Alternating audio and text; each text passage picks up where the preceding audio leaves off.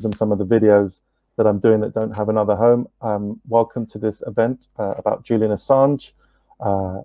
As we all know, political prisoner, journalist, publisher of WikiLeaks, who now is coming up to nearly 2 years. On behalf of Level Ground, which is I made a documentary called No Extradition that came out in August last year, 35-minute film that filmed with Julian's father, John Shipton, that aims to sort of capture some of his father's struggle to free his son, and also this the group of activists, very dedicated, loyal activists who are kind of fighting for Julian's freedom in a context where the kind of mainstream media, the political class in the UK and across the countries such as Australia and the US have really kind of left Julian out to dry. So, as I said, it's coming up to 2 years now that Julian has been in his high security prison, loyal activist, very inhumane conditions that have been sort of critiqued by the UN Rapporteur on Torture, amongst many others. And in January, as you know, a British judge, surprising some and many perhaps, declared that he could not be sent to the US, could not be extradited to the US, where he faces up to 175 years possible sentence in jail in a supermax for releasing US army documents that exposed war crimes and a number of other criminal activity. So I'm delighted to have three really excellent guests who all actually feature in No Extradition. In Mohammed Al-Mazi, a journalist who I would argue has been the most consistent, the most sort of systematic chronicler of the injustices of the case of Julian Assange.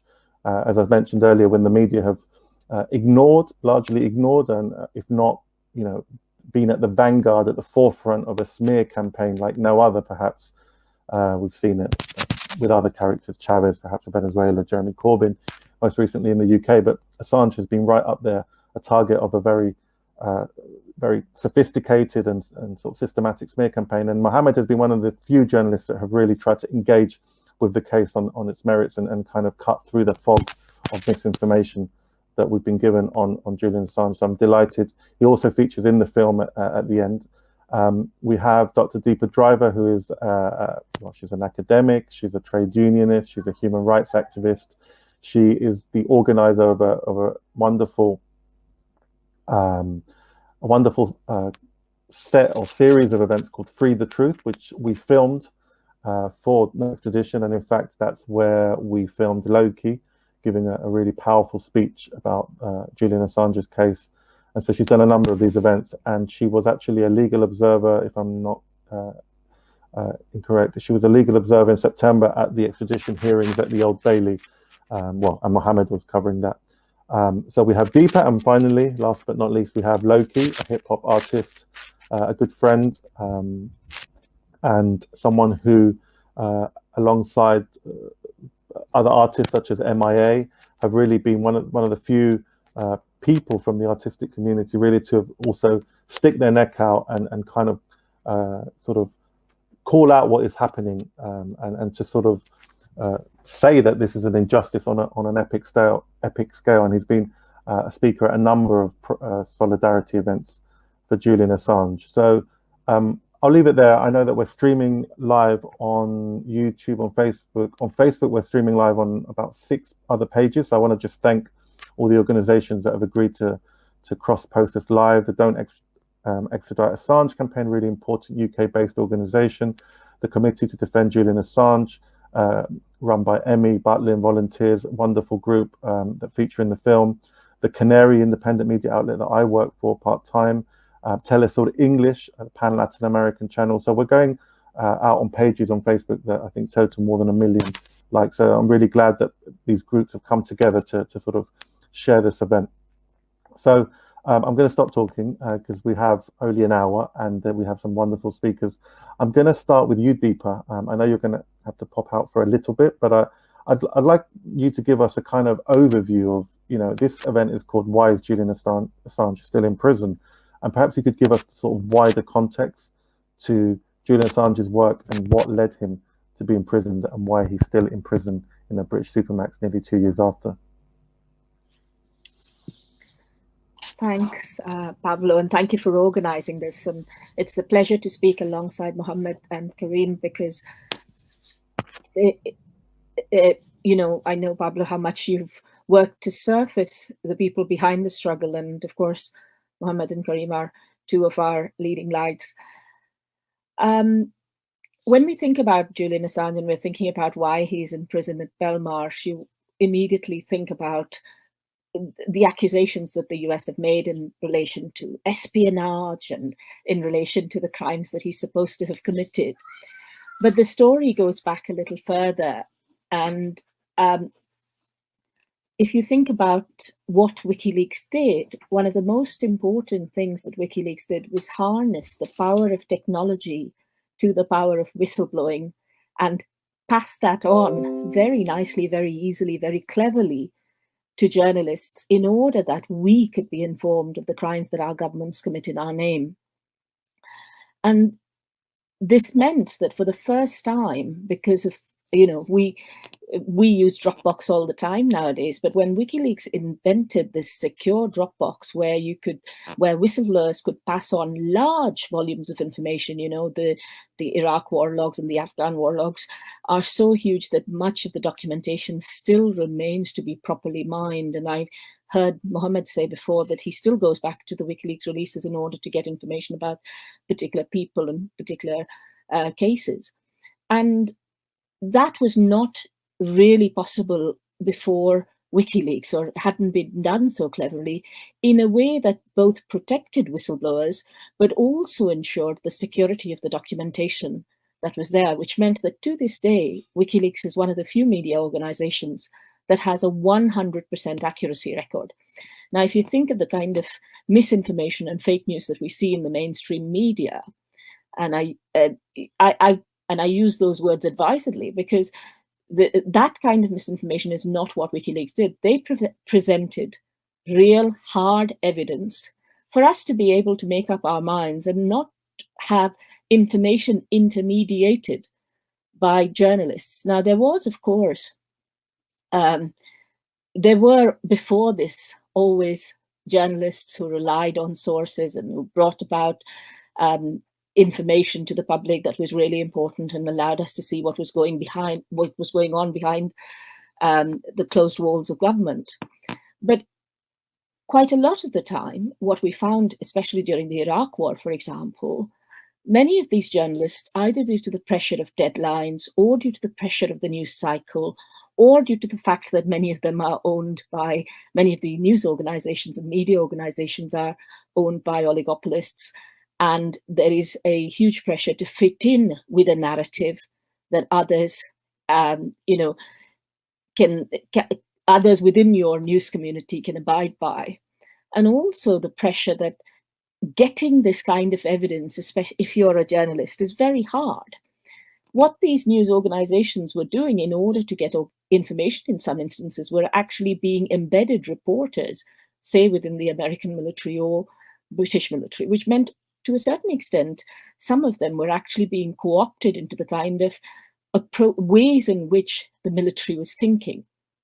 And so many of them were unable to give a serious and meaningful opinion or perspective on what was really happening on the ground. Patrick Colburn, the legendary kind of journalist and correspondent, has pointed out that, for example, he knew what was going on in Iraq on the ground, but he was unable to get it published because it was difficult to get the evidence of what was going on. And WikiLeaks was really a boon for these journalists, which is why many of the mainstream organizations now did rely on WikiLeaks' releases to be able to expose to the world, both at an international level, say the likes of The Guardian, The Washington Post, The Telegraph, The New York Times, what was going on, because Julian created that link with the large media organizations. But he also nurtured local organizations in small places, in smaller countries like Tunisia, where there were matters which were not really interesting or relevant to the readers of The Guardian or The New York Times, or interesting to the publishers of those organizations, but really relevant to what happened on the ground in those countries, and released evidence of corruption, etc., which made governments be toppled and changed. And this is what really changed the balance of power, because for all of a sudden, instead of the state surveilling us, which we all know a lot about because, COVID, you're all using Zoom, you're all using electronic platforms, and all the government is doing through various apps and things is harvesting data, whether it's Facebook or some other mechanism. But all of a sudden, we, as ordinary people, were surveilling the state. And this balance of power changed, allowed us to understand, for example, when Khaled El-Masri, a German citizen of Lebanese origin, was abducted on the Macedonian border, tortured by 8 CIA employees who sodomized him and tortured him for several months before they realized that he was not it was a case of mistaken identity. He was not who they thought he was. Now, they didn't release him and apologize and make good for the horror they had put them through. Not that this horror is acceptable for anybody labeled a terrorist, but they didn't, even at that stage, pull back. They continued to torture him while they ran internal political games as to who would take responsibility for this. Finally, they dumped him on the Albanian border, and he thought he was going to be shot in the back. And he was picked up by Albanian policemen and repatriated to Germany, where nobody believed his story. And it was only through the use of WikiLeaks releases, and he was one of the people who testified in Julian's case at the Old Bailey at the hearings. It was only because of the WikiLeaks releases that showed how the German government, having known what had been done to Mr. El-Masri, stayed quiet as a result of US pressure, not to not to get any kind of justice for this man. Instead, it went to the European courts, at which stage Mr. El-Masri was granted some justice as a result of the WikiLeaks releases, revealing both the German collusion with Americans, but also what had actually taken place.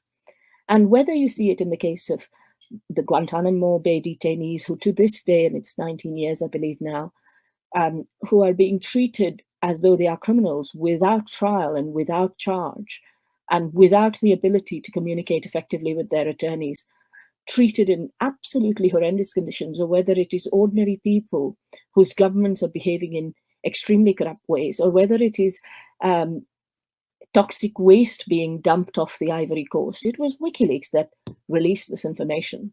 And this, to my mind, set a hugely powerful example that ordinary people could hold governments and powerful officials and networks to account.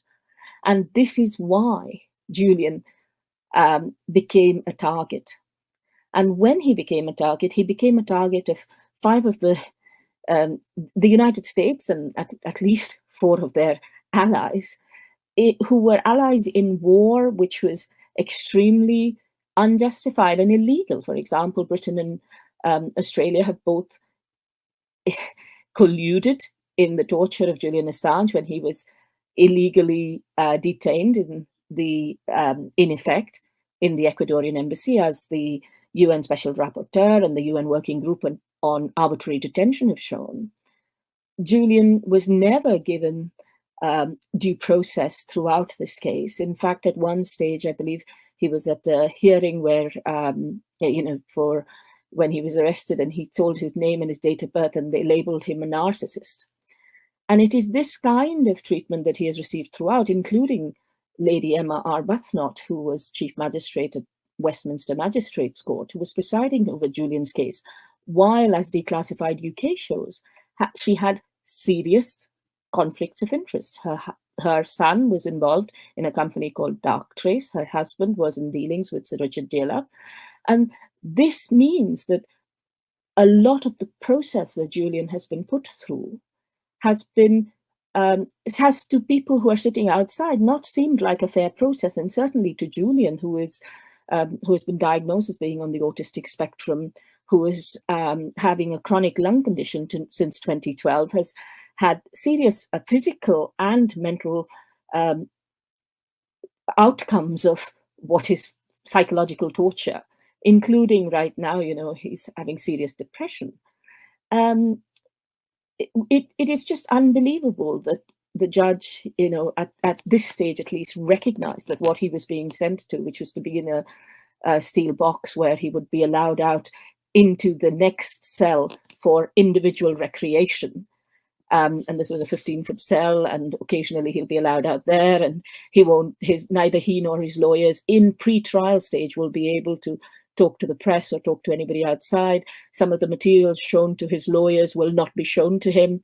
This is the kind of thing he's expecting to see in the US as part of which the US have admitted is what he's going to experience when he goes to the United States for supposed trial. For what? He is not a US citizen. The acts that he commissioned weren't done in the US. He revealed the truth.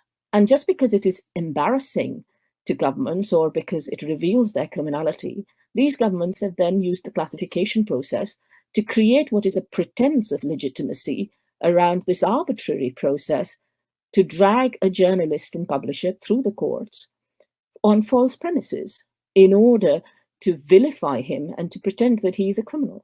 And I urge all the viewers here this is a complex case and it's been going on for several years, which means it feels like 10 cases in one. I'd urge you please to inform yourselves and to join with both grassroots groups and Don't Extradite Assange, which is the official campaign here, to campaign for Julian's release, because what is happening to Julian isn't just about Julian, although that is horrific in itself for this individual. It's also about us and how we are being suppressed and our right to know is being suppressed. And I urge you to support him at this terrible time. Thank you very much. Thank you very much, Deepa. And I think you've put really well the kind of the extent of the injustice, and a chant that I heard a lot of times when I was covering, the hearings outside the Westminster Magistrates Court, outside Belmarsh, a few times was that free Julian Assange, jail the war criminal. And isn't it sad to see that in today's world, in the British press, someone like Tony Blair, who is, by any reasonable definition, a war criminal, characters like George Bush, who oversaw many of the sort of crimes that the WikiLeaks exposed, that these are the characters which are sort of presented and recycled as sort of reasonable elder statesmen, and yet the journalist who exposed and who oversaw through his organization, which, as you say, has been very careful and rigorous in presenting its information, is the one who is in jail, facing, these horrific conditions and potentially, life in a US supermax. So it's it's a kind of a sign of how upside down, to use I think the phrase that the great Uruguayan journalist Eduardo Galeano once wrote, the upside down world that we live in. So I want to just say hello to the people joining. I can see people saying on various Facebook pages that they're joining from the US, from the UK. So again, thank you to the pages that are sharing this. Is Courage as well, the Courage Foundation in the US.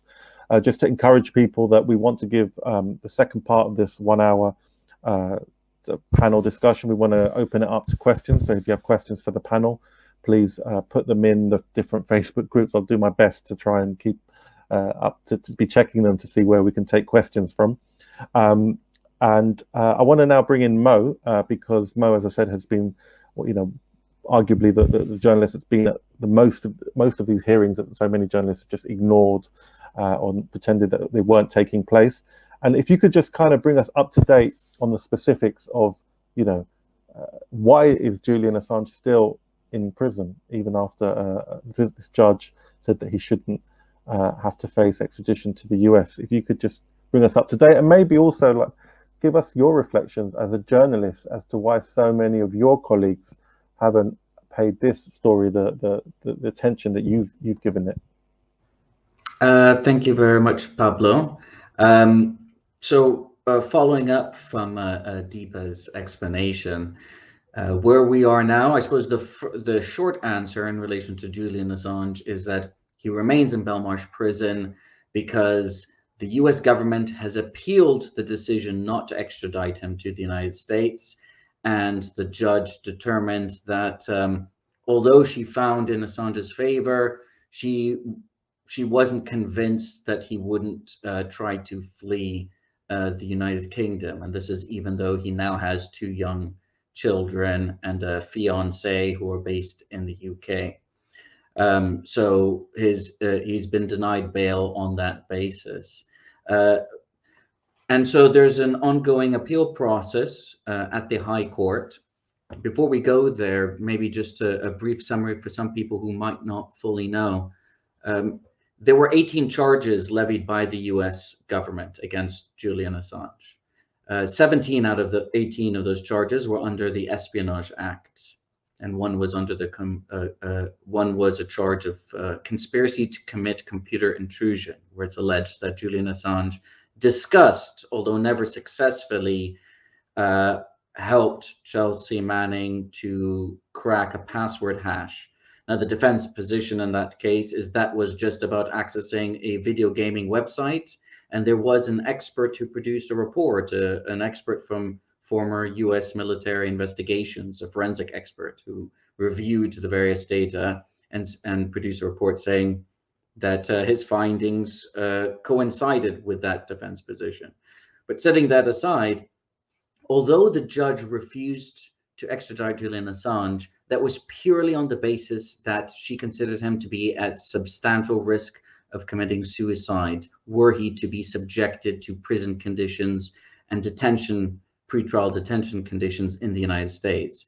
Essentially, she accepted 99% of the prosecution's arguments that the prosecution case did not violate the right to freedom of speech, that Julian Assange's actions, if proven, would place him beyond that of what she referred to as a responsible journalist, or beyond the bounds of lawful journalism. She said that although the First Amendment protects journalistic activity, well, in fact, the First Amendment to the United States does protect journalistic activity, regardless of whether a person is considered to be a journalist.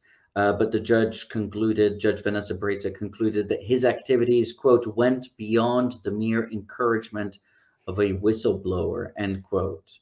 So right now, the reason why this is so concerning is because she gave examples of where Julian Assange allegedly, because we don't know for certain who was communicating with Chelsea Manning at any given time, it could have been other people. But even if we accept that it was Julian Assange, it's alleged that when Chelsea Manning said that she didn't have anything further to give, he allegedly said to her, "Curious eyes never run dry from my experience," something that the judge requoted multiple times in her judgment. And for her, this is evidence that he went beyond the actions, is part of the evidence that he went beyond the actions of a mere responsible journalist. This is even though there were multiple expert witnesses who testified in painstaking detail that it is quite normal for journalists to actively seek to extract information from sources, including encouraging them to produce more information, even when they say initially that they can't. But she appeared unconvinced by that. So she rendered her decision. It's gone up now to the High Court, where the prosecution have filed their appeal, and the High Court judge have granted the defense until the 29th of March, so towards the end of next month, to reply to that appeal. My understanding is also that the defense, in addition to responding to the prosecution's appeal, the defense are also presenting their own cross appeal, or they're considering it, because they would like to challenge the parts of the decision or parts of the judge's decision where she said basically, where she accepted the prosecution's case, that it's okay for Julian Assange to be extradited to the United States to face espionage charges where there's no defense, actually, in relation to your intent. There's no public interest defense. You can't argue that, well, my motivations were to reveal war crimes to the public. That doesn't matter. Under the Espionage Act charges, you do not need to prove that any harm has come to anybody. So the US government won't have to say establish that somebody has died as a result of disclosures. I mean, they may try to argue it just to help the jury convict Assange, but they don't need to. They don't need to prove anything. And if what Pentagon Papers Pentagon Papers whistleblower Daniel Ellsberg told the court was that during his trial under the Espionage Act in the 1970s, every time that he tried to testify as to why he leaked the information that he leaked, the prosecution would object, and the judge shut down his testimony on the basis that these Espionage Act charges are strict liability. So essentially, Julian Assange is facing up to 175 years in prison for his role in obtaining classified documents, which is something investigative journalists do all the time, and publishing classified documents, which is something investigative journalists also do all the time. And we'll see what it is that the court decides by the end of March, or even going into April.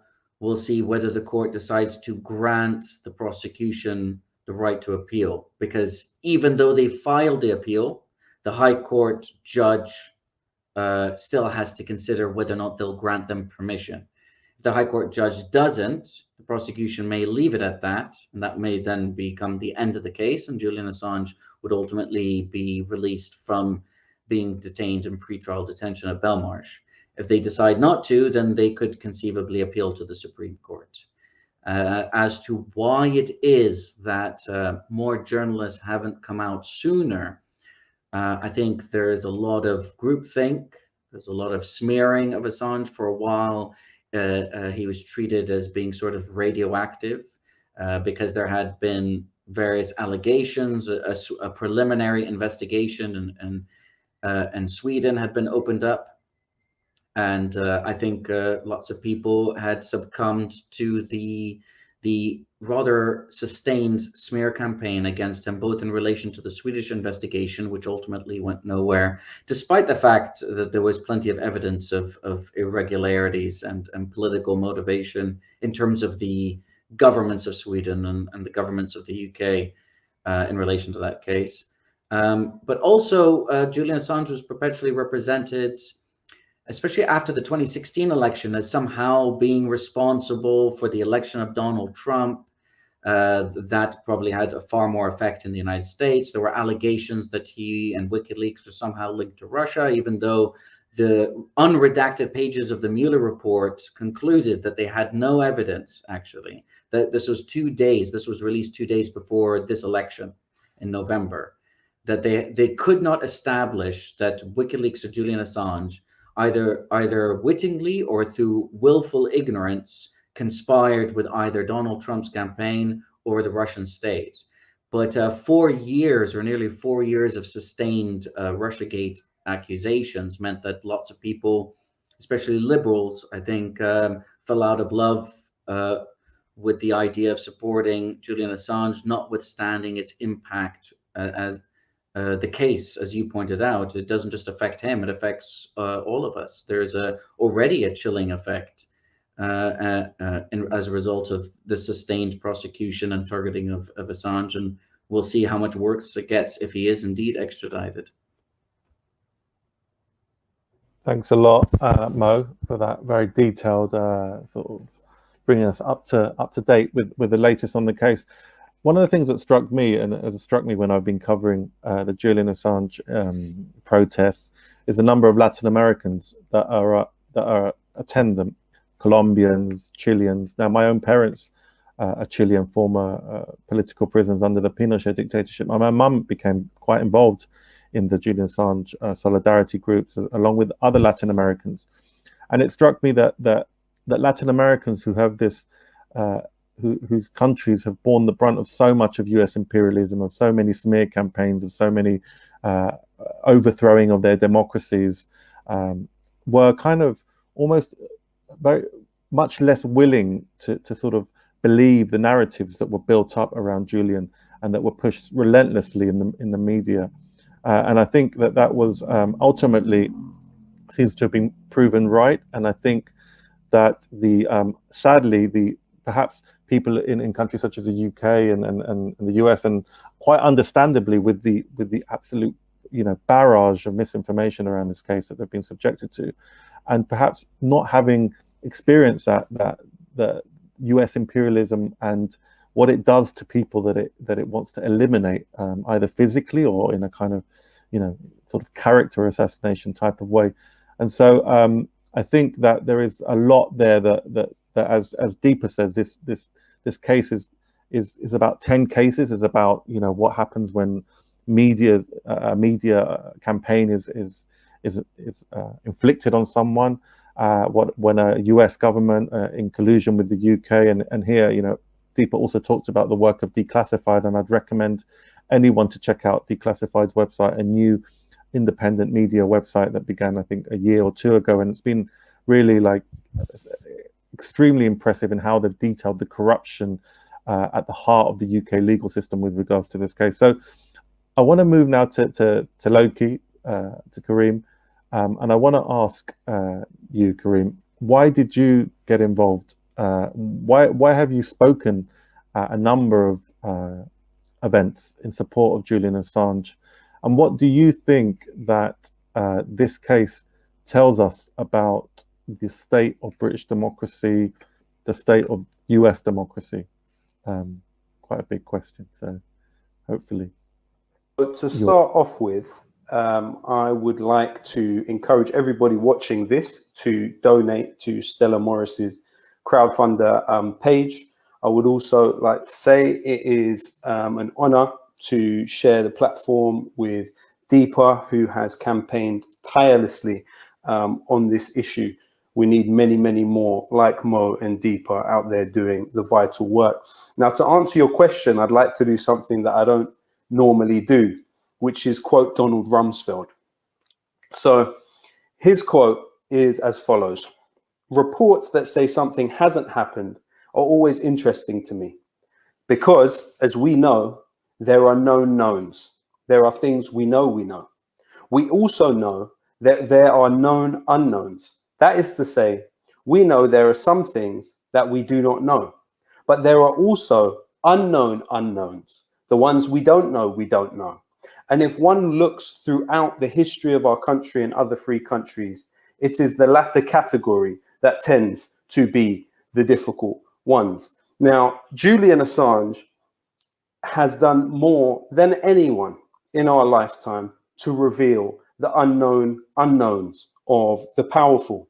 And as Peter Gallison put it in the book Agnotology, The Making and Unmaking of Ignorance, the classified universe is certainly not smaller and is very probably much larger than the unclassified one.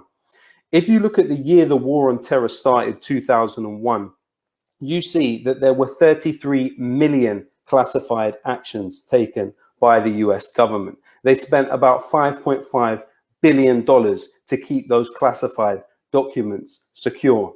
And as estimated by Peter Gallison in his chapter in that book, it's very likely that the classified documents in the world, the pages that are classified, outnumber the publicly available, readable pages of all languages. So that's quite an amazing idea when you think about it. And what it shows is that while WikiLeaks were responsible for making millions and millions and millions of files of documents publicly available, it was still only scratching the surface of an established system of secrecy. What did WikiLeaks reveal? Well, one of the things they revealed, as Catherine Gunn later did also do, that the State Department were asking diplomats, among them British diplomats, to spy on other diplomats, including even the Secretary General. And that went as far as trying to obtain the credit card numbers of other diplomats. It also revealed the bipartisan push from Obama, working alongside Republicans and hoping to come to the aid of Bush officials who seem to face criminal investigation for torture, for alleged torture in Spain. We also saw revealed by WikiLeaks the extent to which US intelligence agencies were hacking into iPhones and computers, and even had technology that could turn smart TVs into listening devices. The CIA, seemingly from WikiLeaks documents, were seeking to develop a technology that could hack into people's cars in order to carry out nearly undetectable assassinations. On the subject of MIA and her willingness to speak out and the seeming hesitance to speak out among other musicians, one of the things WikiLeaks revealed was the strong ties which exist between Sony and the US government.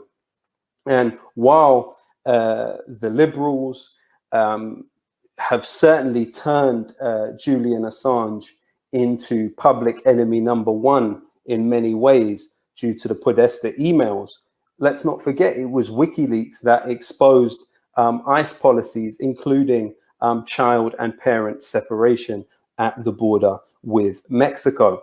WikiLeaks also revealed Pope Benedict impeding and interfering in an investigation into alleged child sex abuse within the Catholic Church in Ireland. Overall, WikiLeaks exposed documents that would have belonged to the Peruvian, the Kenyan, videos supposedly from the Chinese, documents from the Iranian, the German, the Syrian, the Saudi, the Yemeni, the Turkish, the Russian, the French, and the UAE governments. Now, for everything we hear, especially about several of those governments just listed, about how tyrannical those governments appear to be in the eyes of British and US foreign policy, it's not any of them that are attempting to kidnap Julian Assange. It's not any of them who kept him incarcerated for over a decade. What is it that they are seeking to prosecute him for?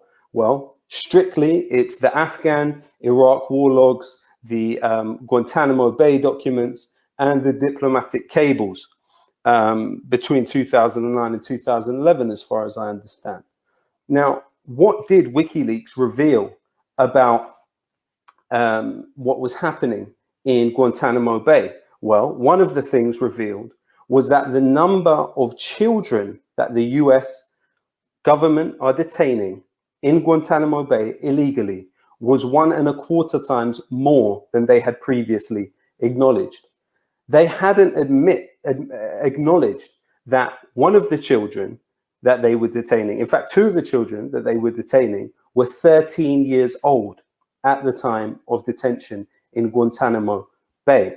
They didn't admit that there was one 14-year-old and there were 3 15-year-olds.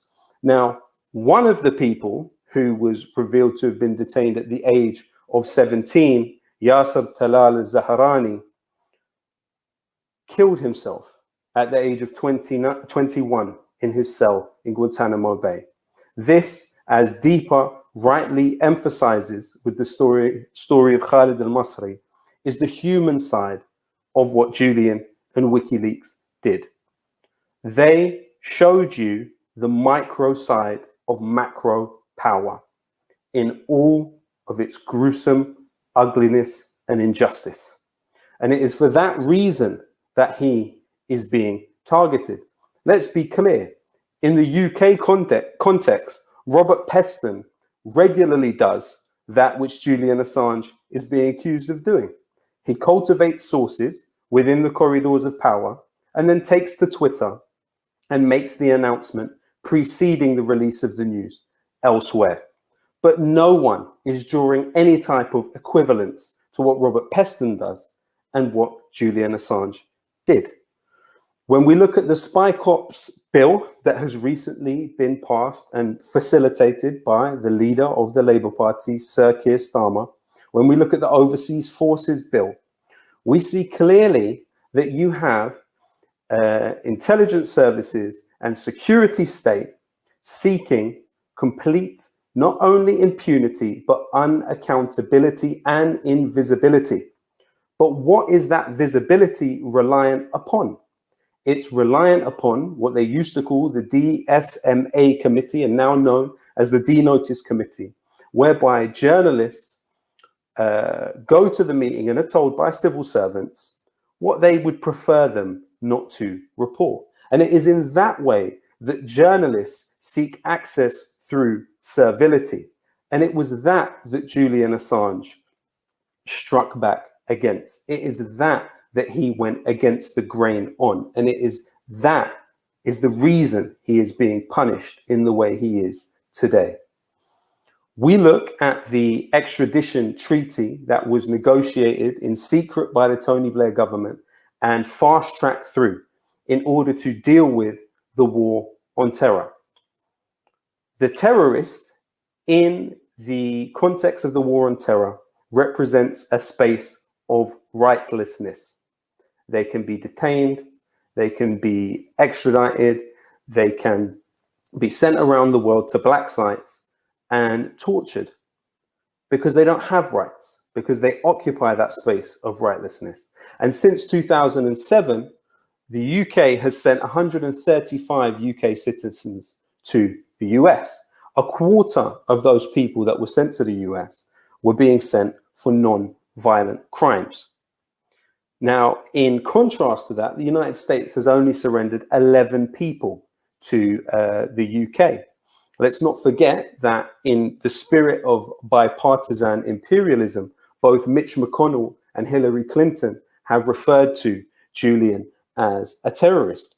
Now, the law that was brought in by the Tories means that the Home Secretary, when giving final approval to extraditions, is not allowed to consider the human rights implications of that decision.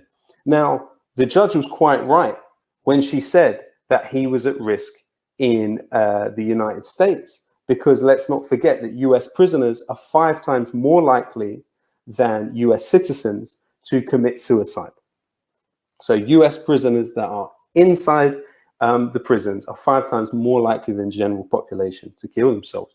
And it was 5 years ago that the UN Working Group on Arbitrary Detention determined that Britain was illegally detaining Julian Assange.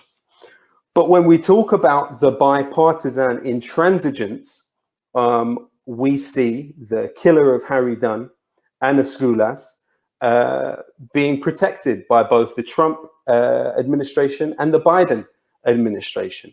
Now, the cutting off of Julian from the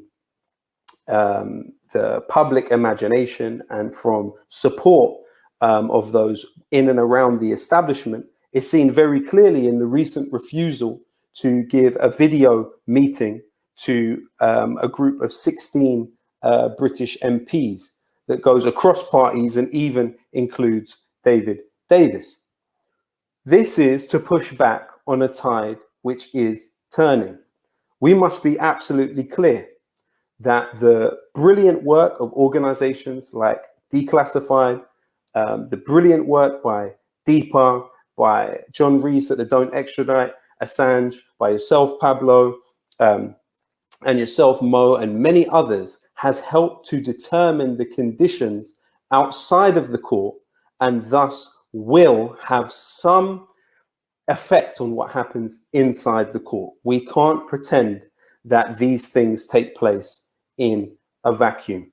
Now, just to end, I wanted to talk about the question, which seems kind of unkind in retrospect, that was asked to the son of Daphne Caruana Galizia, who was the primary investigator of the Panama Papers, who was responsible for that. Following her assassination by car bomb in Malta, her son was asked, what is the best way to protect whistleblowers? His reply was, the best way to protect them is to act on what they reveal. And so what we ask of all of those viewing this today is to act on what was revealed by Julian Assange and stand with him now. Because to stand with him is to stand with yourself and with those like you who believe that there is a public interest in knowing what the powerful are doing with our taxes. Thank you, Kareem. It's always an education, and I urge if anyone who doesn't follow Loki on Twitter or on his Facebook to do so. I'm sure you'll agree. You're gonna certainly learn more listening to Loki for 10 minutes than you will listening to the BBC for many years. So before we have a question that's coming on YouTube that's interesting, but before we go to that question, Deepa, I want to also want you to tell us a little bit about what it was like in September when you went to listen to these hearings, and you know, because I think part of what we discussed is this kind of media misinformation, but I think people are really kind of quite blind to the outrages in the British legal system, what people are subjected to, and you know, in a previous Q&A, I was struck by your account of what you had to face, and I just wonder if you could sort of summarize that for us. I know we haven't got that much time, but it would be, I was struck by that, and I just wonder if you could tell us, and perhaps very briefly, we've talked about how the political class have abandoned Julian, and I know that you're a member, the current leader of the Labour Party, Sir Keir Starmer, is the MP for your MP, and I just wonder if you could just sort of tell us a little bit about his connections with this case, which, you know, are questionable at best. Thanks, Pablo. I think it was quite surreal to visit both Westminster Magistrates Court and the Old Bailey. I was one of those people who was stupid enough to believe that while Julian was in the embassy, at least he was safe and things were okay for him. I didn't realize quite how terrible it had got. And thanks to the Committee to Defend Julian Assange grassroots activists, I began to get educated about this and began to, although, you know, I'd supported WikiLeaks for a long time, but really began to get involved in campaigning for Julian's release. And I'd never been to court seriously before in any way for any extradition hearing, and I was quite surprised by how dehumanizing the process becomes, particularly at the Old Bailey, for example, where, you know, as an academic, I'm in a position of privilege. I'm there as a legal observer for an eminent society of socialist lawyers, which have been going for over 100 years. We send legal observers to other countries, to Turkey, to other places, to observe trials. So I kind of thought that when I took the formal letter and sent it to the judge and to the judicial officials, that I would just be told, yes, here's how you get into the building. Instead, we spent weeks with them trying to block access. And finally, and this was not just me, but on the first day of the extradition hearing, 40 other NGOs who had previously been granted access were denied access to the court, and they were told they would have to queue in the public gallery queue. Now, in that public gallery queue, given there were across the two courts where the hearing was being transmitted, one, the main courtroom where Julian was, and in the public gallery where there were about 36 seats, 5 seats were allocated to his family. And then a second court, exactly the same, where a further 4 seats were, and sometimes 6 seats were allocated to the public. At this second room where you could literally only see Julian or what was going on in court through a television, which was smaller than the television I have at home, stuck on a wall, 40 feet away from you, and where if they switched off the volume, you couldn't communicate to anybody that the thing that had been switched off, and you couldn't hear anything. You had to queue, and thanks to the supporters, I managed to get into the court virtually every day, and only 4 people were allowed in, 2 in the morning.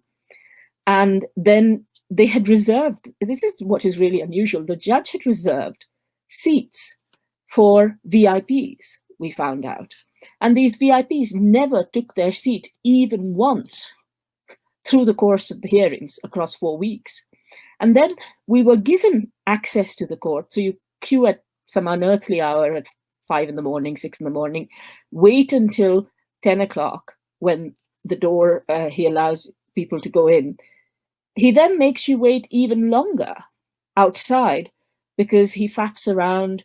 And then by this time, the hearing started, so you're missing bits of it. You're not allowed to take any water. You're not allowed to take any food. The only people really who go in through that door are the families of Black and minority ethnic people, most of whom are accused of very grave crimes. And we were all treated pretty much in the same way, as though we were non-people who were already criminalized by the system. You then go into this gallery where downstairs you can see the journalists having a cup of tea and drinking their coffees and using their laptops, where you're not allowed to even keep your phone on you, no devices either, not even a chewing gum. And you sit up there waiting for about 8 hours. Nobody cares whether you understand. There is a loud buzzing noise through the hearing from the door. The temperature in our courtroom was kept at below 16 degrees. Sometimes, we were all wearing hats and gloves in that room to be able to sit. And we were told that that temperature had been set by the judge in order that, God knows for what reason, actually, because I don't want to quote what was said. But this kind of dehumanizing treatment was not just done for us, but also for Julian, who, as an innocent man, is sitting inside a glass box. To talk to his lawyers, he had to get down on his knees. And remember, Julian has got osteoporosis, which is both hereditary and as a result of complete lack of sunlight exposure, both at the embassy and in Belmarsh for over 10 years. In the past, he's cracked a rib trying to tie a shoelace. Now, this man has to get on his knees, whisper through a crack in a plastic box to somebody who then attracts the attention of his lawyers across some US attorneys who are sitting there. And then the lawyer occasionally will come back to talk to him. So this is extremely dehumanizing for Julian too, because he doesn't even have the basic ability as someone with a disability, of course, because of this chronic condition, to even sit alongside his lawyers, to defend himself in a case where his life is at stake.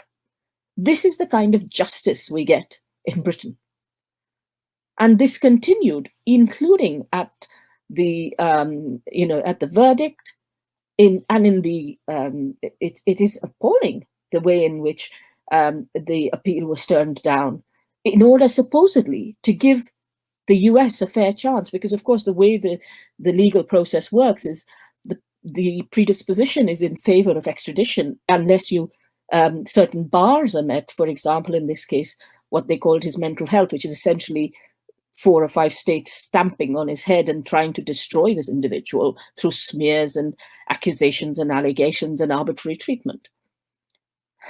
And this is my experience of the process. And I'm really outraged that not more lawyers are speaking up about the absolute, the complete ignoring of the rule of law, if such a thing exists, and the complete perversion of any basic principles of due process, including that he was spied upon in relation to privileged conversations which he had with his lawyers within the embassy. That alone should have been enough for this case to be thrown out, leave alone the fact that the people prosecuting him are now accused of trying to poison him while he was in the embassy.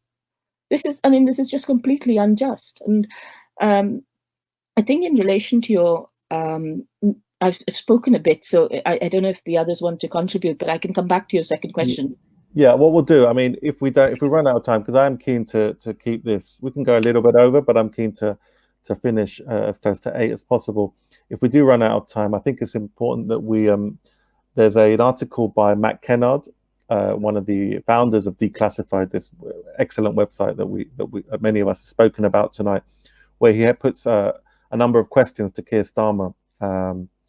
And he he asks about what his role was as the head of the Crown Prosecution Service in denying essentially in irregularities around the legal process and Sweden, when Sweden was investigating these alleged sort of sexual crimes. And so I think it's really important that people read that. Again, it's information that won't be reported in the mainstream British media, incredibly. So I think it's important. I mean, just recently we had the revelations about 5 weeks ago today, actually, in the Electronic Intifada by another excellent journalist, Asa Winstanley, that there is an ex-Israeli spy working for the Labour Party, even apparently in Keir Starmer's office, and not one British mainstream media outlet has covered that story. In fact, it seems that The Guardian, for example, which has been at the forefront of smearing Julian Assange after benefiting so much from the partnership that Julian and The Guardian had initiated,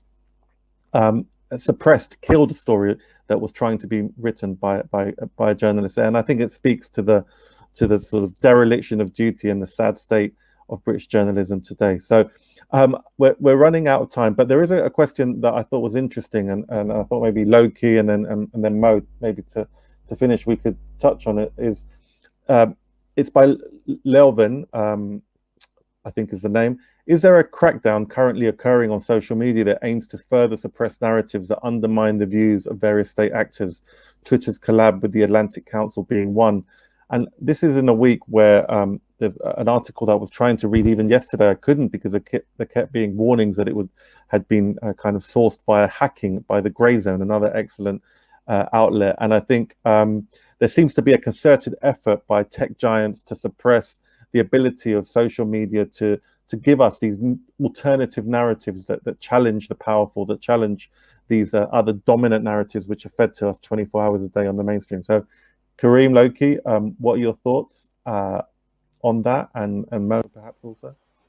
Well, I would say an interesting point around Twitter was fairly recently, Ian Cobain revealed that the head of editorial for the Middle East at Twitter was a gentleman by the name of Gordon Macmillan.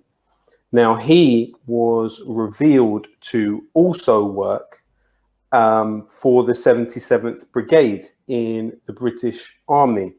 Now, that is believed to be 1,500 to 2,000 troop strong kind of cyber warfare unit. As we also know, that the recent increase of the British military budget by over 18 billion pounds, if I remember correctly, most of that is going to be spent on the cyber side of things. And there is this idea that tweets which are uncomfortable to the British government, the US government, NATO allies are somehow part of warfare.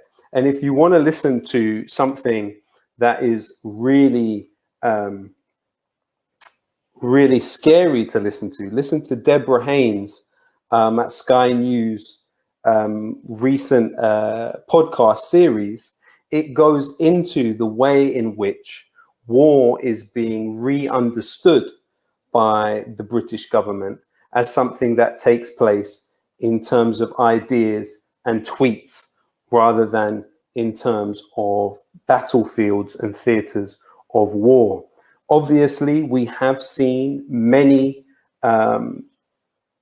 progressive voices suspended, at least temporarily, and then banned from Twitter.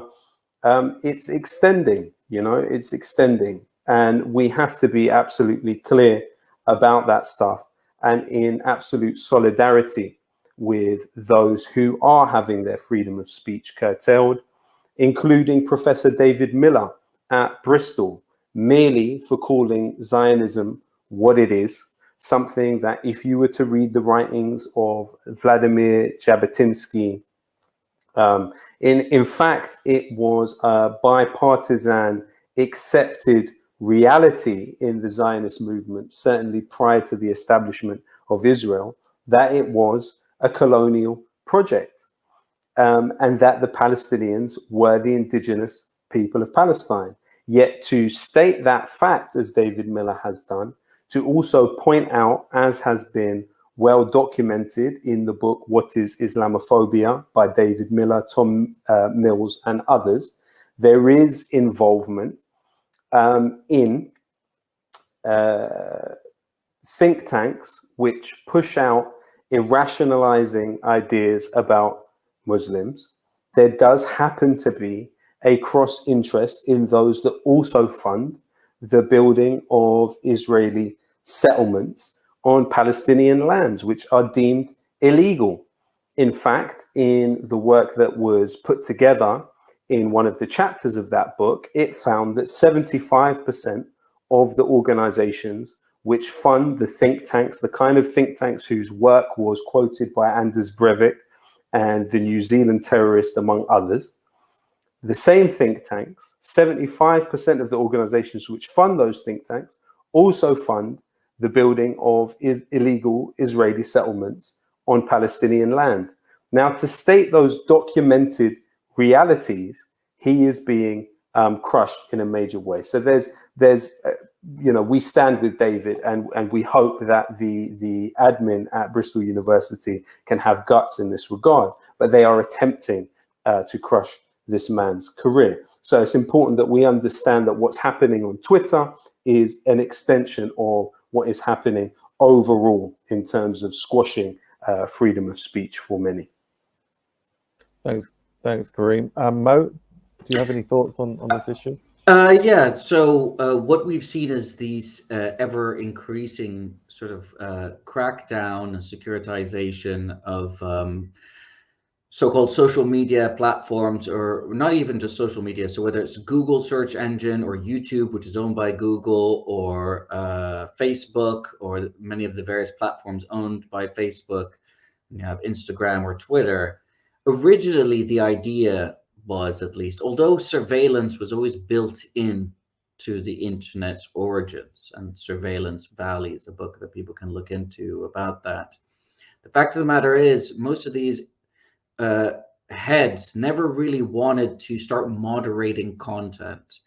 But when they started getting lobbied heavily, first to moderate so-called extremist content and content that was connected to ISIS and Iraq and Syria, and then also hate speech.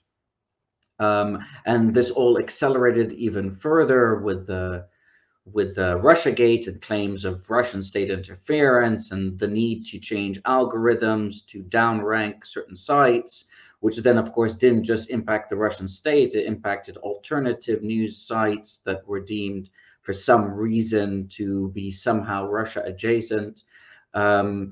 And so what we've seen is immense pressure placed on Twitter, Google, Facebook, and others to start regulating content more and more, which means they start having to hire people to do that. And you even have liberals demanding this. It's not just right-wingers in terms of like political figures. It's you have liberal figures saying, why aren't they doing more to curtail hate speech? And why aren't they doing more to curtail fake news, whatever that means? And inevitably, that will result in the kind of alliances and unions that we've seen between Facebook and Twitter on the one hand, and the Atlantic Council's Digital Forensic Research Lab on the other. The Atlantic Council is NATO's unofficial think tank, as it were. It's a pretty hawkish institution.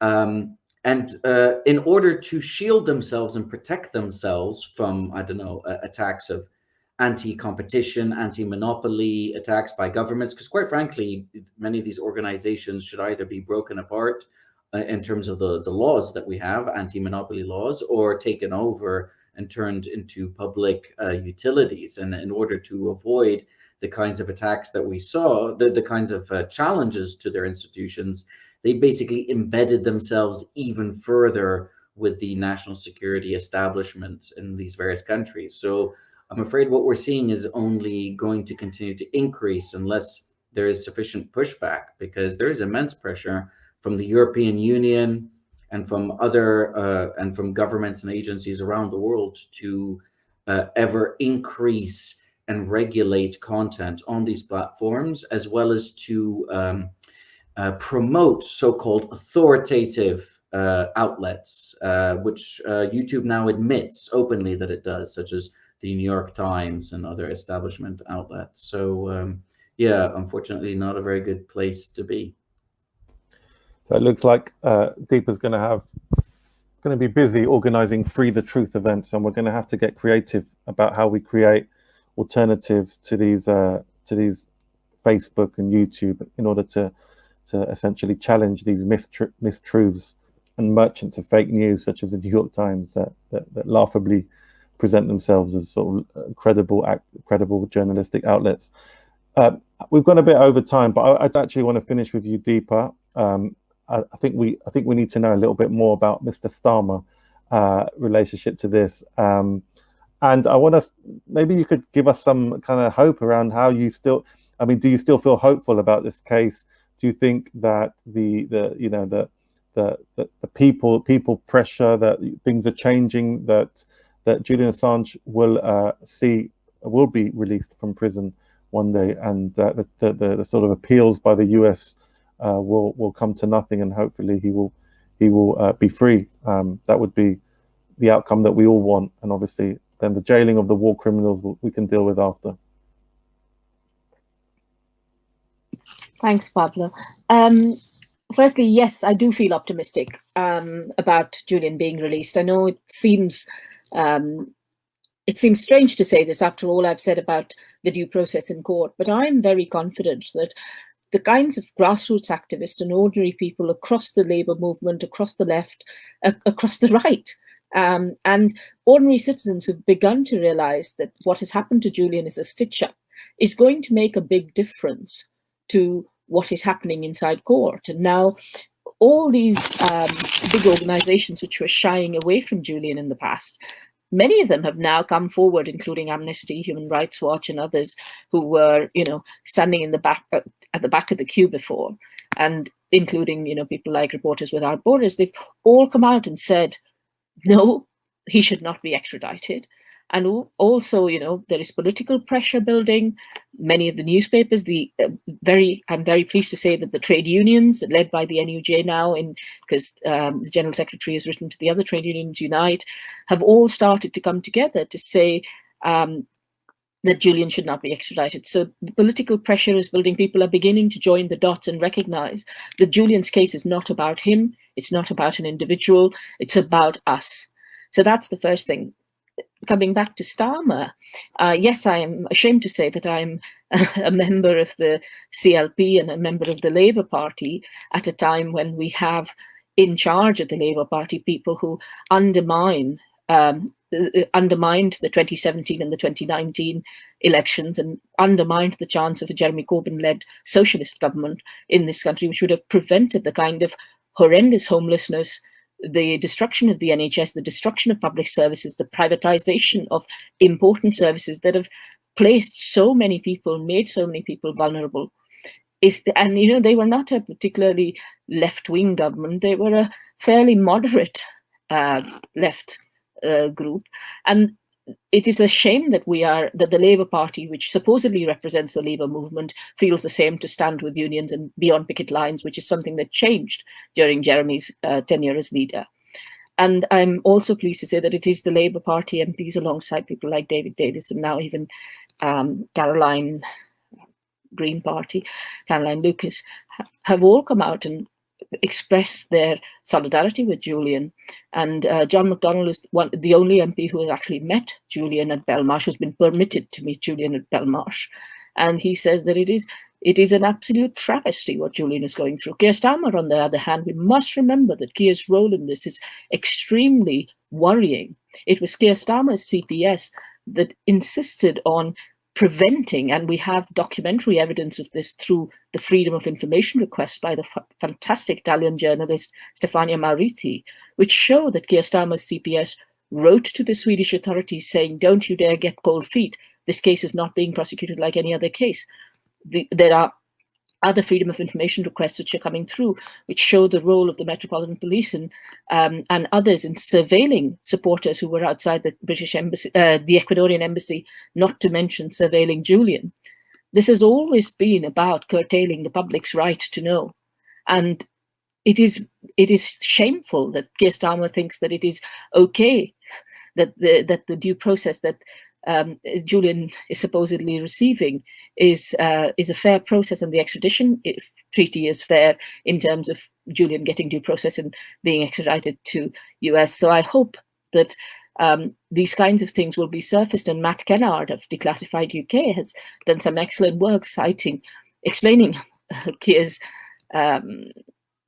serious and egregious kind of failures in standing up for human rights, as we can of course see in the abstention on the Spy Cops bill and the abstention of moral responsibility for many of the issues that the Labour Party should be standing up for at a time when the Conservative government is one of the worst we've seen. So yes, very ashamed, and hoping that our political pressure will actually change both the Labour Party and the outcome for Julian. It's very important that people mobilize in the next 2 to 3 months, because this is the most and the crucial period as Julian's case goes to the High Court for appeal by the US, for us to mobilize and take a stance against this grave, grave injustice to Julian and to us. Thanks a lot, Deepa. And I know that you've got an event on Saturday. We've heard so many links to articles, books. I think I've been thinking, how can we get a list of all this? But I'll compile a list, and then maybe if anyone's interested, they could check the different Facebook pages where they were watching this from, or the YouTube or the Twitter, and we'll somehow create one list of as many of these links. But there's an event on Saturday. If you follow Deepa on Deepa_driver, I'm sure that you'll put the information there. So I just want to, we've gone a bit over as well, so I just want to basically again thank the speakers, the incredible speakers, Loki, Mohammed and Deepa, for giving us so much insight into this case, into this epic injustice that we're living here in London, in the UK, in a country that likes to pontificate about human rights and about the crimes of others, but whose political class have ignored this epic crime taking place in its capital. And so thank you so much to Loki, Mo and Deepa. Thank you to the different media outlets, to the different campaign groups that have come together to share this stream on Facebook. And hopefully people come together, they've learned some, and they'll get involved in the groups that are coming together to campaign for Julian's freedom, and we'll be able to see that day when Julian Assange walks out of Belmarsh and is reunited with his partner and his 2 young children. So thanks again, and stay in touch, and we'll be doing more of these events. So thank you.